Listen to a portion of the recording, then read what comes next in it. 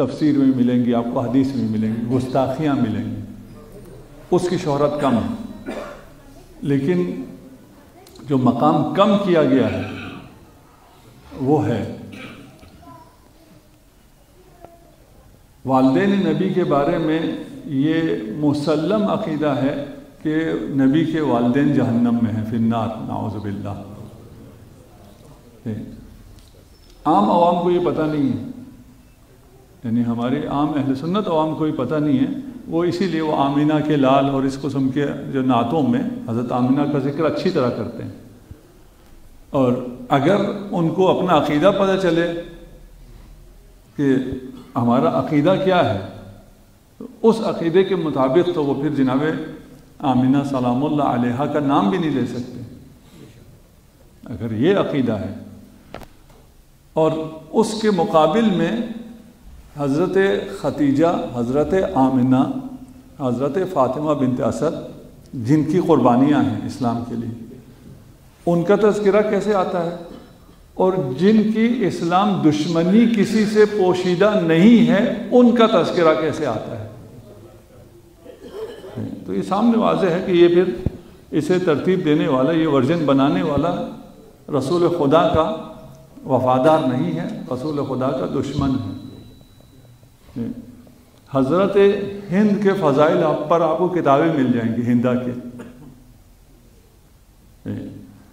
Even آپ نے the message دیکھی ہوگی، ہالی ووڈ کی فلم رسول خدا کی زندگی پہ۔ ابھی آپ پہ ایف آئی آر کٹوا دیتے ہیں لوگ، ایک مولانا نے ادھر ایف آئی آر کٹوا دی کہ اس نے صحابیہ کی توہین کی ہے، ہندا کی توہین کی ہے۔ کیا توہین کیا ہے؟ اس نے دکھایا کہ یہ جگر چپا رہی تھی حضرت حمزہ کا، تو یہ توہین صحابیہ ہو گیا۔ وہ تو ہالی ووڈ پہ ایف آئی آر تو نہیں ہو سکتی تھی، وہ اس زمانے میں اس نے اس کو بھی اٹھایا ہے۔ ایسے لوگ بھی موجود ہیں جو دشمنان نبی کا دفاع کرتے ہیں، اور جو نبی کے حامی ہیں، جو نبی کے ساتھی ہیں، جنہوں نے نبی کے دین کو ہم تک پہنچایا ہے، ان سے انہیں دشمنی ہے۔ اسے نہ جانے، آج اس کو ہم نہیں چاہتے اس سے زیادہ بات کریں۔ صلوات پڑھ دیجئے محمد و آل محمد۔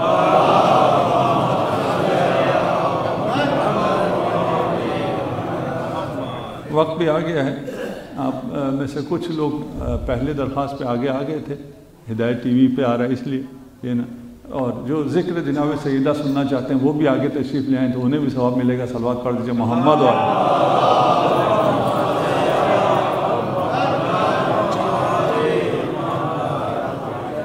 بار دیگر صلوات۔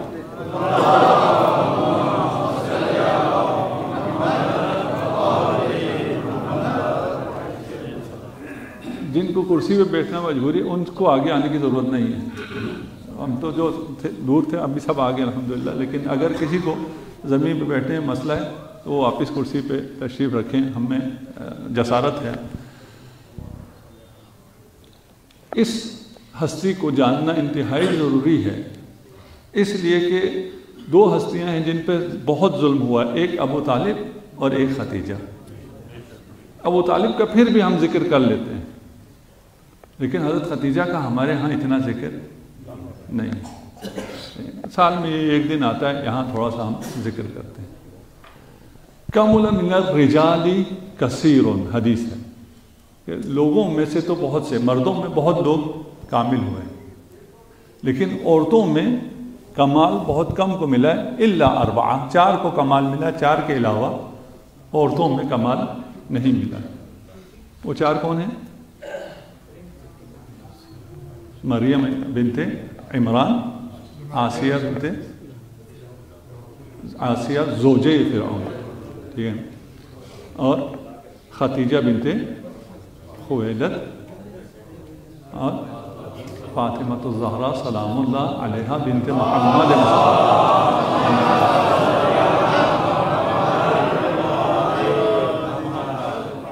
اچھا، یہ روایات نہیں کہ یہاں ہیں اور وہاں نہیں ہیں، یہ معجزہ ہے کہ یہ روایت دونوں جگہ ہے، اور اس کی باقی روایات بھی آپ کو دونوں جگہ مل جاتی ہیں۔ اگر یہ روایت ہے تو بات پھر ختم ہو گئی، پھر کسی کا کسی سے کوئی قیاس مقایسہ نہیں ہے۔ مقایسہ کیا کیا جاتا ہے؟ کہتے ہیں جی ازواج نبی میں ان جسارتوں کو میں ابھی زبان پہ بھی نہیں لاؤں گا، جناب خدیجہ کے بارے میں جسارت کی جاتی ہے، ان کی سیرت کے بارے میں، ان کے عمر کے بارے میں، ان کی پہلے شادیاں ہوئی تھی وغیرہ وغیرہ، اور اس کے مقابلے میں دوسرے کو کہا جاتا ہے اس کی عمر کم تھی، اس کے بال ایسے تھے، اس کی آنکھیں ویسی تھی۔ کوئی غیرت مند شخص اس بات کو برداشت نہیں کر سکتا جو اس باب میں خیانتیں ہوئی ہیں۔ اب میں بیان بھی نہیں کر سکتا، نہ ادھر کی باتیں بیان کر سکتا ہوں جو جھوٹ ہے، نہ ادھر کی باتیں بیان کر سکتا ہوں جو جھوٹ ہے۔ جو حضرت خدیجہ کی شان کم کرنے کے لیے جھوٹ بولا گیا وہ بھی بیان نہیں کر سکتا، جو دوسروں کی شان بڑھانے کے لیے جھوٹ بولا گیا وہ بھی بیان نہیں کر سکتا، دونوں شرم آور ہیں۔ تو یہ کرنے والے کون ہیں؟ یہ کتنے بڑے مجرم ہیں، ان سے ہمیں کیا کروں؟ اچھا میں کچھ اور سوچ کے آیا تھا، میرا خیال تھا مومنین کی اپنی محفل ہے، کیمرے شیمرے کوئی نہیں ہے تو آزادی سے بات کریں گے۔ آپ نے بھی کہا کہ یہ تو ٹی وی پہ لائیو جا رہا ہے، پھر تھوڑا سا اور احتیاط کرنی پڑے، لائیو میں اور آدمی باتیں کر سکتا ہے، اور باتیں اور کچھ بھی نہیں ہے، صرف یہ ہے کہ حقائق کو کتنا کھولا جا سکتا ہے کہ دوسرے برداشت کر سکتے۔ ہمیں یہ بھی ہمارا ضرب ہے کہ ہم یہ خیال رکھتے ہیں کہ اگلے کی برداشت کتنی ہے۔ اگر اگلے میں برداشت نہیں ہے تو پھر ہم نہیں کہتے کہ بھئی اس کو کوئی دل آزاری ہو جائے، دل آزاری کی بات نہیں ہے۔ وہ اتنے عرصے سے ہم پہ الزام لگاتے چلے آ رہے ہیں، صبح شام لگاتے ہیں، ان کے اس الزام سے ہماری کوئی دل آزاری بھی نہیں ہوتی کہ شیعہ کو یہودی نے بنایا ہے، عبداللہ بن سبا کا بنایا ہوا دین ہے۔ صبح شام اور میڈیا پہ عام کھلے کتابوں میں فلان میں سب جگہ یہ الزام لگتا رہتا ہے، ہمیں اسکول کالج آفس بازار مارکیٹ سب جگہ یہ سننے کو ملتا ہے، ہمیں تو ہماری تو کوئی دل آزاری نہیں ہوتی، لیکن اگر اس کا جواب دے دیا جائے تو پھر دل آزاری ہونا شروع ہو جائے۔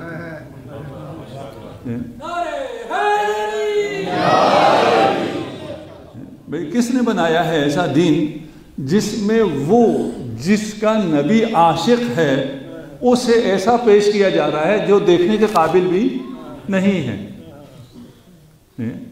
نبی اس کا عاشق ہے، کنت لہا عاشقا۔ یہ عشق اور عاشقی اور یہ لفظ عربی میں بہت کم استعمال ہوتا ہے، وہاں حب زیادہ استعمال ہوتا ہے۔ اردو فارسی میں عشق عاشقی کا لفظ زیادہ ہے، عربی میں کم ہے، کم استعمال ہوتا ہے۔ اس جو کم استعمال ہوتا ہے اس مرتبے عشق کو رسول خدا نے حضرت خدیجہ کے لیے بیان کیا ہے۔ اس کے بارے میں جو جسارتیں ہوتی ہیں، آدمی تو بہت سے مکمل ہوئے، کامل ہوئے، عورتوں میں صرف 4۔ پہلی حضرت مریم، دوسری حضرت آسیہ، تیسری جس کی ہم بات کر رہے ہیں، اور چوتھی ہستی وہ ہے جو ان سب سے برتر ہے، اور ان سب سے برتر ہونے میں حضرت خدیجہ کی فضیلت ہے۔ بی بی کی عظمت پہ بلندتر صلوات۔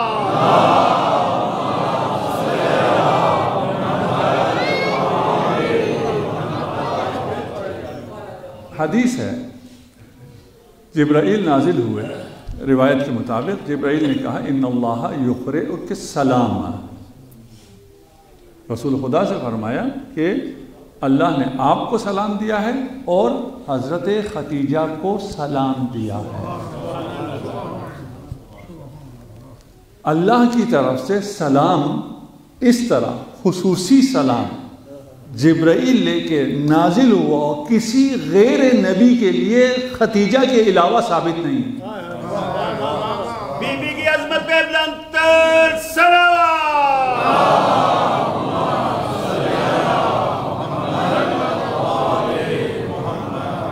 آپ کے افضل ترین ہونے پر یہ دلیل کافی ہے، اللہ آپ کو سلام دے رہا ہے، ان اللہ یقرئک السلام۔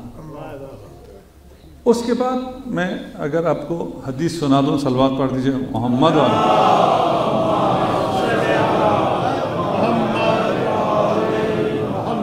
بشر خدیجہ ببیت من قصب لا سخب فیہ ولا نصب. حضرت خدیجہ کو بشارت دے دو جنت میں گھر کی، جس میں نہ کوئی شور ہوگا نہ کوئی دکھ ہوگا. یہ پھر مصائب میں اگر مجھے یاد رہا تو میں اس جملے کی وہاں تشریح کروں گا کہ اس جملے کے کیا مطلب ہے. سب سے پہلے خواتین میں جو مکمل ہوئی ہیں حضرت مریم، ان اللہ اصطفاکی وطہرکی واصطفاکی علی نساء العالمین. اللہ نے حضرت مریم کو استفا کیا، چن لیا، برگزیدہ ہے. حضرت مریم کو بھی چنا ہے اور حضرت خدیجہ کو بھی چنا ہے. حضرت مریم کو عیسیٰ کی ماں ہونے کے لیے چنا ہے اور خدیجہ کو جناب زہرا کی ماں ہونے کے لیے چنا ہے.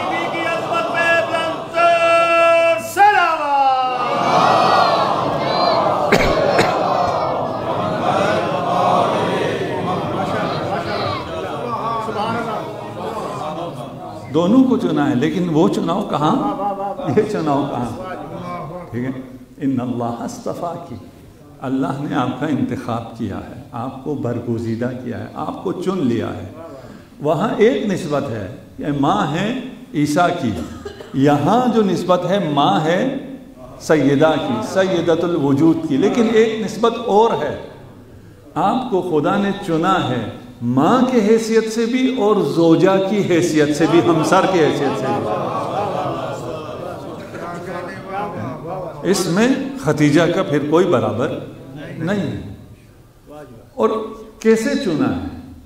آپ کو چنا رسول خدا محمد مصطفیٰ صلی اللہ علیہ وسلم.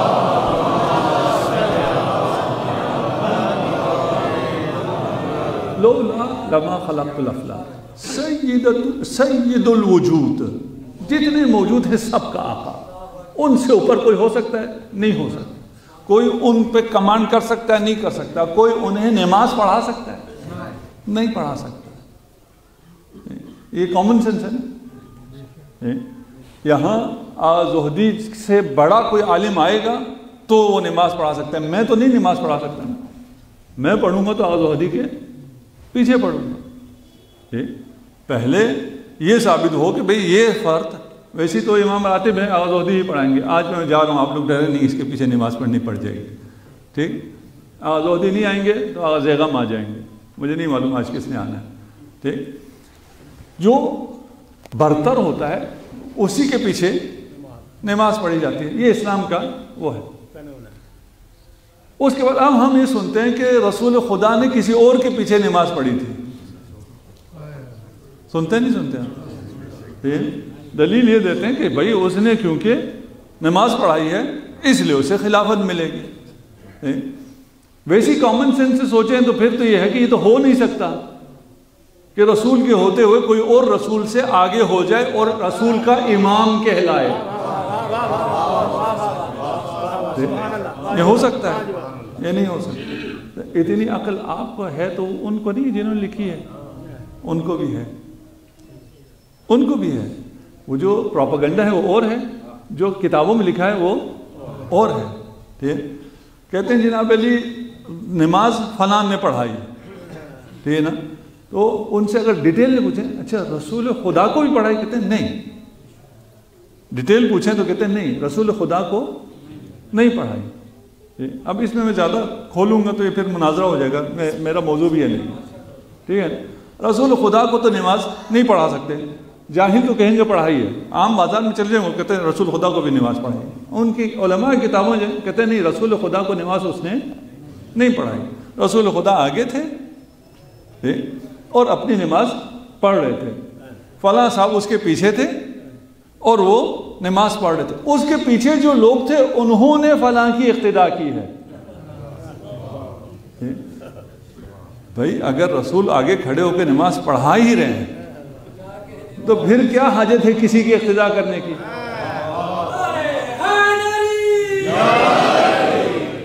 یہ کیسے سمجھ میں آ سکتا ہے آپ کو کہ رسول پڑھا بھی رہے ہیں نا؟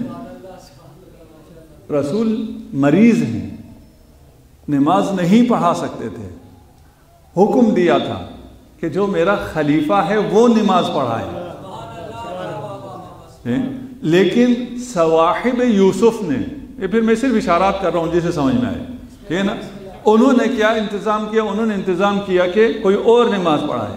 جب خبر گئی رسول خدا کو، یہ سب کتابوں میں لکھا ہوا ہے، ہم اپنے ورژن پیش نہیں کر رہے لیکن بیان نہیں ہوتا، صرف میں کھول کے آپ کو سمجھا رہا ہوں کہ یہ لکھا ہوا ہے، جا کے پڑھ لیں، یہی ملے گا، جس کتاب میں پڑھیں گے سب میں یہی ملے گا، کتاب میں یہی ملے گا، بیان دوسرا آ جائے گا۔ جب رسول خدا کو علم ہوا کہ ایسا ہو رہا ہے، تو اس حالت میں جب آپ اٹھ نہیں سکتے تھے، چل نہیں سکتے تھے، خود چل کر آئے کہ نماز صرف میں پڑھا سکتا ہوں یا میرا وسیع پڑھا سکتا ہے، اور خود آ کے کھڑے ہو کے امامت کی۔ اب یہاں امامت کر رہے ہوں رسول خدا، آپ میں کون ہے وہ رسول خدا کی امامت چھوڑ کے کسی اور کے پیچھے نماز پڑھے گا؟ کوئی مسلمان ایسا ہو سکتا ہے؟ تو آپ یہ الزام صحابہ کو کیسے دے سکتے ہیں؟ الزام ہے نا، یہ صحابہ پہ الزام ہے، یہ گستاخ صحابہ ہیں جو کہتے ہیں رسول کی امامت چھوڑ کے انہوں نے کسی اور کی امامت اختیار کی، جب رسول امامت فرما رہے تھے۔ رسول سب سے اوپر ہے، ان سے اوپر کوئی نہیں ہو سکتا۔ ظاہر کیا ہے؟ ظاہر کہہ رہا ہوں، ہاں ظاہر یہ ہے کہ رسول خدا نے حضرت ختیجہ کے لیے کام کیا ہے۔ یہ ہو نہیں سکتا کہ رسول کسی کے انڈر ہے، یعنی جس کمپنی میں کام کر رہے ہیں اس کی سی او حضرت ختیجہ ہے، اور رسول خدا نے اس میں سے ایک پورشن لیا اور جا کے کام کیا، حضرت ختیجہ کے لیے کام کیا۔ ممکن ہے؟ ممکن نہیں ہے۔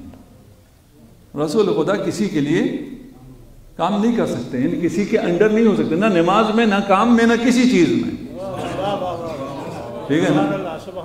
لیکن یہ شرف خدا نے حضرت ختیجہ کو دیا ہے کہ ظاہر یہ ہے کہ مالکن ختیجہ ہے اور محمد ختیجہ کے لیے کام کر رہے ہیں، یہ ظاہر ہے۔ حقیقت کیا ہے؟ یہ پارٹنرشپ تھی۔ نہ ہی ختیجہ نے کبھی یہ سمجھا تھا کہ یہ میرے لیے کام کر رہا ہے، اگلے میں بھی تو ظرف ہونا چاہیے نا۔ اس کا انتخاب بھی ان اللہ اصطفیٰ کی، اللہ نے حضرت ختیجہ کو چنا۔ کس لیے چنا؟ اس لیے چنا کہ جو مال ختیجہ نے کمایا ہو وہ محمد کے کام آ جائے۔ بی بی کی عظمت پہ بلند تر صلوات۔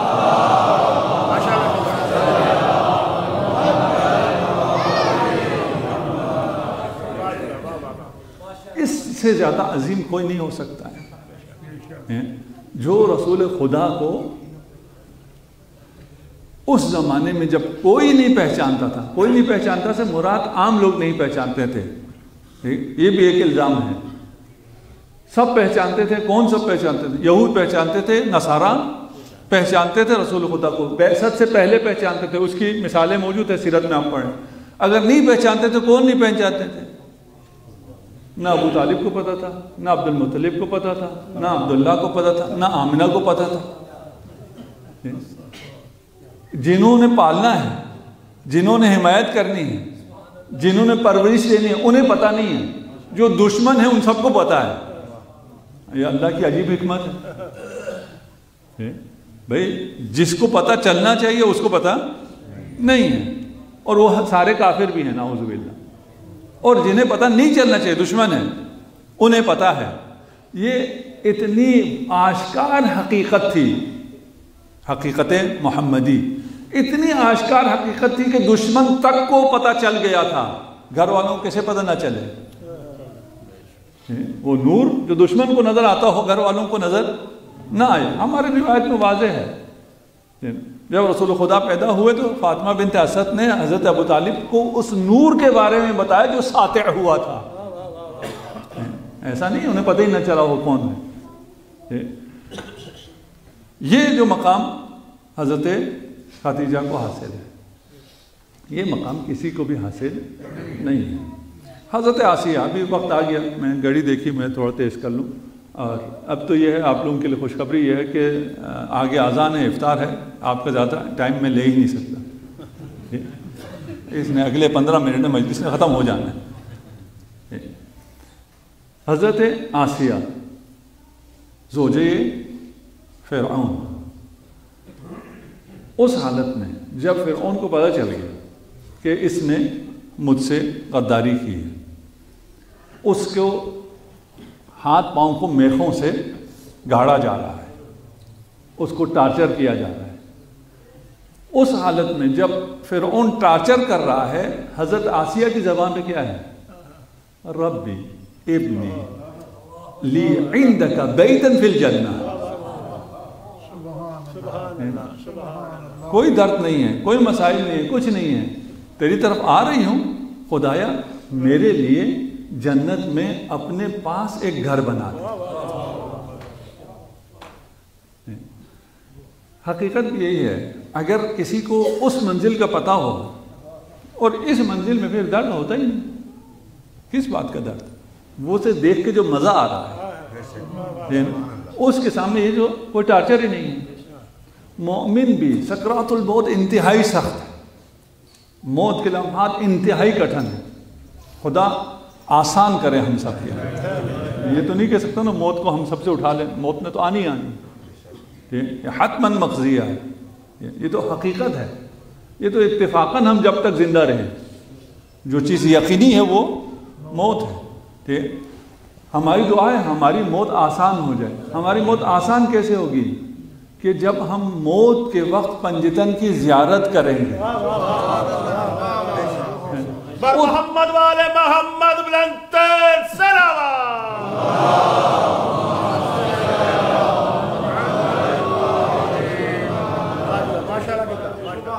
اس زیارت کے بعد پھر سکرات الموت کیا ہوتا ہے؟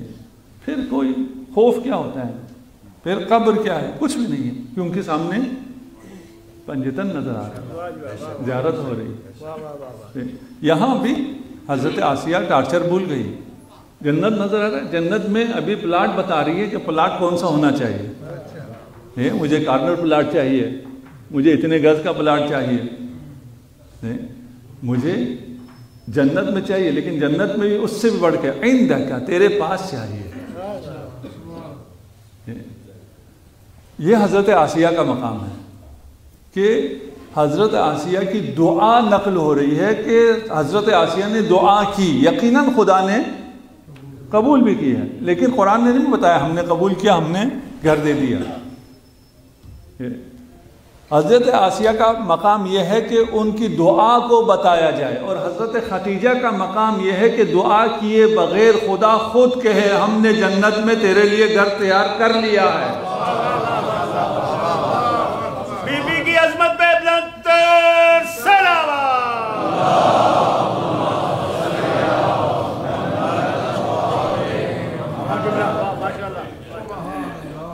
حضرت خدیجہ، حضرت مریم، حضرت آسیہ، حضرت خدیجہ، اور پھر آخری چوتھی ہستی جو خواتین میں کامل ہوئی ہیں وہ جناب سیدہ فاطمہ الزہرا سلام اللہ علیہ،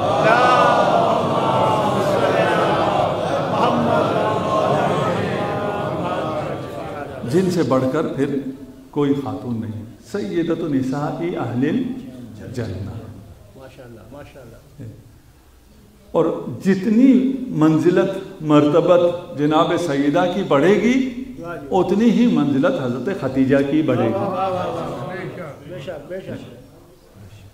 ہم الحمدللہ اہل بیت کے ماننے والے ہیں، ہمیں اہل بیت کی معرفت خدا نے عطا کی ہے، لیکن ان بیویوں کا اور مخصوصاً حضرت خدیجہ سلام اللہ علیہا کا اس سے زیادہ ذکر ہونا چاہیے. ہمیں اس سے زیادہ معلوم ہونا چاہیے. ہمارے ہاں خاتون اگر عفت والی ہے، مودسٹ ہے، تو طاہرہ ہے، تو کہتے ہیں اس کو گھر بیٹھنا چاہیے، اسے کام نہیں کرنا چاہیے.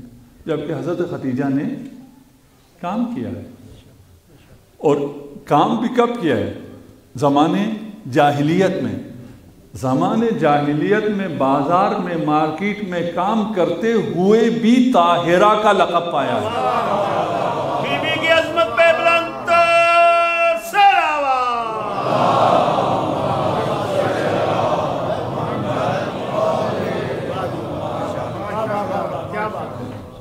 ہماری خواتین کا یہ نہیں ہے کہ آپ گھر بیٹھ جائیں تو سیرت جناب سیدہ پہ عمل کر رہے ہیں. وہ ایک الگ کانٹیکس ہے کہ آپ کو کسی نامحرم نے دیکھا ہی نہ ہو, وہ ایک الگ کانٹیکس ہے. لیکن یہاں جو بزنس وومن ہے, انٹرپرنور ہے, حضرت ختیجہ, اس کا مطلب کیا ہے؟ اس کا مطلب یہ ہے کہ ہمیں بھی بزنس کرنا ہے. ہمیں سے مراد میں ابھی اپنی بہنوں کے لیے, اپنی بیٹیوں کے لیے کہہ رہا ہوں. یہ نہیں ہے کہ اگر آپ کہیں کہ اگر بزنس میں کام میں آتے ہیں تو پھر آپ کو کچھ سیکریفائز کرنا پڑے گا, آپ کے تقویٰ سے کچھ کم ہوگا. نہیں, کم نہیں ہوگا, تقویٰ میں اضافہ ہوگا. ہمارے ہاں اگر کوئی مرد, کوئی لیتا ہوں, خواتین کی مثال چھوڑ دیں, تو بازار میں جائیں تو ماحول آلودہ ہے, مسجد میں آئیں, امام بارگاہ میں آئیں تو ٹھیک ہے, چلیں یہ اچھا ہے جی مسجد میں, امام بارگاہ میں, لیکن یہاں آ کے کیا کرتے ہیں؟ یہاں آ کے ایک دوسرے کی غیبت کرتے ہیں اگر کے ساتھ. اس پاک ماحول کا کیا فائدہ ہوا جہاں آ کے انسان گناہ کرتا ہو؟ مسئلہ یہ نہیں ہے کہ کہاں آ رہے ہو, مسئلہ یہ ہے کہ کیا کر رہے ہو. آج کل بہت زیادہ ماحول ایسا ہے, زمانہ ویسا ہے, کیا ہے گیا ہے. آج کا جو ماحول ہے, زمانہ ہے, جیسا بھی ہے, اس زمانے جاہلیت سے بہتر ہے. اس زمانے جاہلیت سے بہتر ہے نا آج کل کا ہمارا ماحول. اس ماحول میں حضرت ختیجہ بزنس کر سکی ہیں اور کیا ہے, اپنے آپ کو محفوظ رکھ کے. آپ نے بزنس کیا, آپ کی بیٹی نے بھی بزنس کیا. ملتا ہے ان کے بزنس کا ذکر جی. حضرت ختیجہ کا تو مال کا ذکر ملتا ہے کہ ان کا اتنا مال تھا, ان کے زیورات اتنے تھے کہ اگر ٹال لگا دیا جاتا تو ادھر کا فرد ادھر کے انسان کو نہیں دیکھ سکتا تھا. بزنس کیا تو اتنا پیسہ تھا, لیکن جناب سیدہ نے بھی اگر بزنس کیا تو پیسہ کدھر تھا؟ یہاں تو ایک روٹی ہے, وہ بھی اگر سائل کو دے دی تو افطار کرنے کے لیے کچھ نہیں. اس کا مطلب یہ نہیں ہے کہ جناب سیدہ کا بزنس نہیں تھا, بزنس تھا, آمدنی تھی. جناب سیدہ کا اپنا بزنس تھا, امیر المومنین کا اپنا بزنس تھا. دونوں بلینئر تھے. بلینئر ہو کے رہتے کیسے تھے وہ معجزہ ہے. ہمیں یہ نظر آتا ہے وہ رہتے کیسے تھے, اس سے لگتا ہے کہ کوئی غریب لوگ تھے. نہیں, ان کا رہن سہن نہ دیکھو. جناب سیدہ اگر اس ویلتھ سے جو ان کے پاس تھی اگر اپنے لیے خرچ کرتی اور خود بہت زیادہ فاخر لباس پہنتی, زیورات فلان, وہ زیور کیوں جمع کیے تھے؟ اپنے لیے جمع نہیں کیے تھے, اسلام کے لیے جمع کیے تھے. حضرت ختیجہ نے اس وقت خرچ کرنے کا وقت نہیں آیا تھا, اس لیے جمع کیا تھا, خرچ کرنے کے وقت کے لیے. جناب سیدہ وہ ساری انکم کو جو ان کے پاس آتی تھی فقراء میں, غریبوں میں تقسیم کرتی تھی. اگر یہ نہ کر رہی ہوتی تو حاکم کو فدق سے کوئی مشکل پیش نہیں آنی تھی. حاکم کو بلکہ اچھا بھی لگتا ہے کوئی اشرافیہ بنے اور اس کو زیادہ پیسے دے دیں اور وہ اپنی زندگی میں مست رہے. یہ اچھا لگتا ہے حکمرانوں کو. حکمرانوں کو کیا برا لگتا ہے؟ کوئی پیسہ غریبوں تک پہنچائے اور غریبوں میں اس کے لیے عزت بنے. یہ حاکم کو برا لگتا ہے. جناب سیدہ نے جو کہا تھا کہ ایک دن میں کام کروں گی اور ایک دن جناب فضہ, تو جو ایک دن وہ کام کرتی تھی اور ایک دن حضرت فضہ کام کرتی تھی, جناب سیدہ کیا کرتی تھی؟ اپنا بزنس دیکھتی تھی. گھر میں بیٹھ کے فضول تو نہیں بیٹھ سکتی, نعوذ باللہ, وہ اپنا بزنس دیکھتی تھی. جناب سیدہ کا بھی بزنس ہے, جناب ختیجہ کا بھی بزنس ہے, تو پھر کس کا بھی ہونا چاہیے؟ جو کنیزان فاطمہ ہے ان کا بھی بزنس ہونا چاہیے. ہماری ماؤں بہنوں کے پاس بھی ہونا چاہیے. اگر کر سکتے ہیں, کسی میں صلاحیت ہے, تو یہ نہیں ہو کہ جی نہیں جی ہم لوگ تو ہماری خواتین یہ کام نہیں کرتی ہیں. ہاں وہ جیسے میں نے پہلے کہا, امام بارگاہ میں آئیں اور یہاں ایک دوسرے کے اوپر بہتان, تہمت, غیبت, اس سے تو بہتر ہے کہ انسان بازار میں جائے اور مباح کام کرے. مسجد میں آنے سے زیادہ بہتر ہے. وقت آ گیا اور اذانیں ہونا شروع ہو گئی. یہ وقت ہمارے اختیار میں نہیں ہے. حضرت خدیجہ کو یہ بشارت دی ہے کہ گھر آپ کا ایسا ہوگا جنت میں جس میں آپ کو کوئی پریشانی نہیں ہوگی. اس کا مطلب کیا ہے؟ اس کا مطلب یہ ہے کہ دنیا میں جس گھر میں بھی رہی حضرت خدیجہ کو لوگوں نے بہت پریشان کیا. وہاں کوئی شور نہیں آئے گا. جب جناب خدیجہ نے رسول خدا سے شادی کی, قریش نے بہت شور کیا, بہت تانے دیے. آپ نے شعب ابی طالب میں اس گرسنگی کی زندگی کو, سختی کی زندگی کو خود انتخاب کیا. اب آخری وقت ہے. حضرت خدیجہ کچھ کہنا چاہ رہی ہیں, کہہ نہیں پا رہی. رسول خدا نے دیکھا, حضرت زہرا سے فرمایا ماں کچھ کہنا چاہتی ہے, کہہ نہیں پا رہی, جاؤ جا کے پوچھو.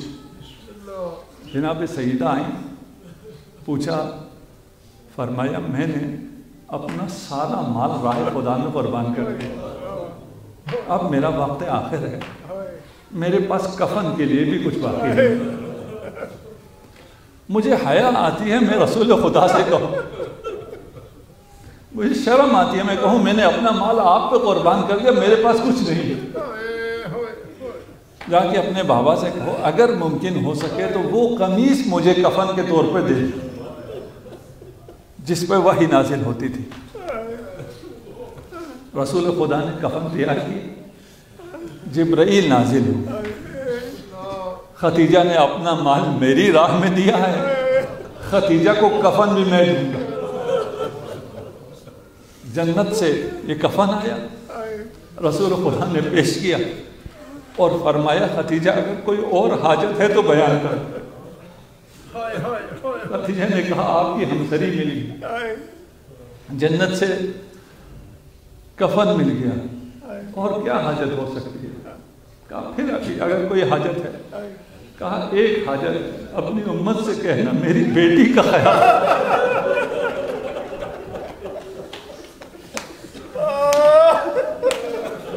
حضرت خدیجہ کی اس آرزو کو سن کے آپ کی آنکھوں میں آنسو آ گئے, آپ کی آواز بلند ہو گئی. رسول خدا نے راز آنسو بہانا شروع کیا, گریا شروع کیا. حضرت خدیجہ نے پوچھا یا رسول اللہ میں نے ایسا کیا کہہ دیا جس کی وجہ سے آپ اتنا گریا کر رہے ہیں؟ رسول خدا نے اشارہ کیا, منظر تبدیل ہوا. خدیجہ دیکھ رہی ہے ایک خاتون دیوار کا سہارا لے کر چلا, سر پر موت کی پٹی بندھی ہوئی. یغشا علیہ ساعۃ بعد ساعہ, ہر کچھ دیر بعد گر کر بے ہوش ہو جاتی. حضرت خدیجہ نے پوچھا یا رسول اللہ میں نے نہیں پہچانا, اور فرمایا خدیجہ اپنی بیٹی کو نہیں پہچانا.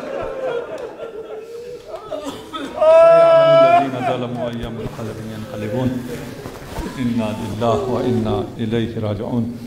خدایا ہماری اس قلیل عبادت کو اپنی بارگاہ میں قبول منظور فرما. میں کرتا